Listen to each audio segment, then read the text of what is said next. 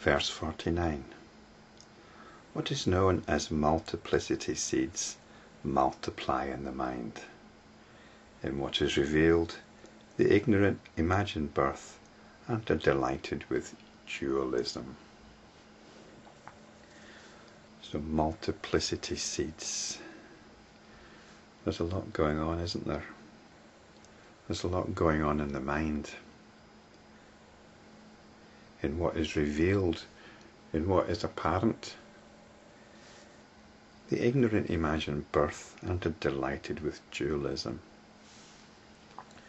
We can take the ignorant in the broader sense if you like, but again, it seems to me that the ignorant is referring to Buddhists, traditional Buddhists, and more modern Buddhists. Traditional Buddhists have given up on enlightenment.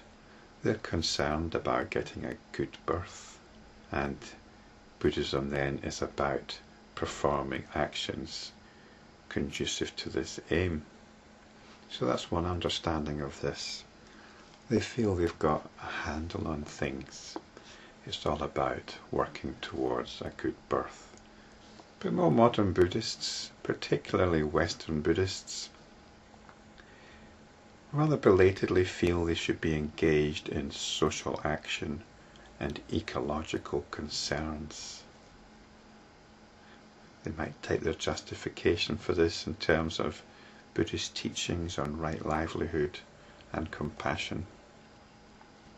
But again here, the ignorant are imagining birth in the sense that all of this is real.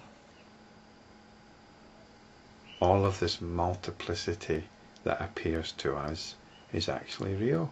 This is what they're imagining. And again, they're delighting in dualism. They're delighting in the sense that they don't question it, they just go along with it. They go along with the distinction between me and the world, that me should make the world a better place because we are one. That's delighting in dualism.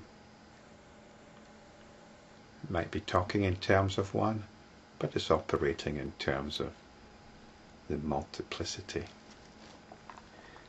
Now, all these things are fine. There's nothing wrong with being engaged in social action and ecological concerns from a conventional point of view. Nothing wrong with that whatsoever.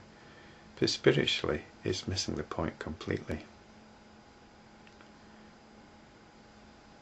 In the previous video, I spoke about a sense of being. And this isn't a Buddhist phrase. This is my own coinage. It's one that I've used in previous videos.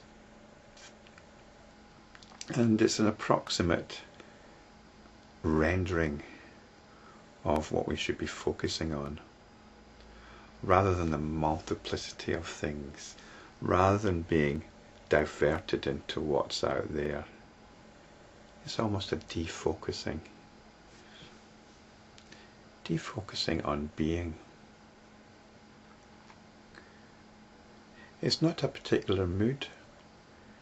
It's not a psychological state. It's something transpersonal or subpersonal. This sense of being is there in your dreams. There's a vague awareness of it. All the dreams are happening to it. All the dreams are distracting from it. This apparent multiplicity siphons off our sense of being.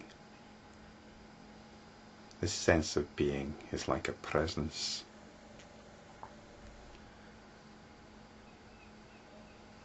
It's self with a capital S. And it's probably quite big in us when we're very young. And it gets subverted into the ego, into clear likes and dislikes. But the point about this sense of being, and the reason I mention it now, is it is this one thing.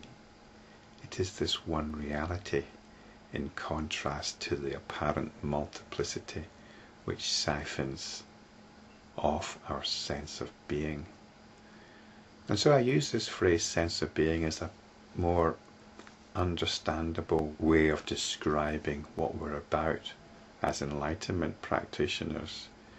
Perhaps you haven't touched enlightenment, or perhaps you have. But this sense of being, but whether you have or haven't, this sense of being is something that we can move towards. It's something we can reinforce.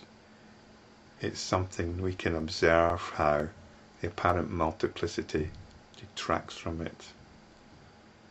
So this is something we can work on, even if you feel you haven't touched enlightenment.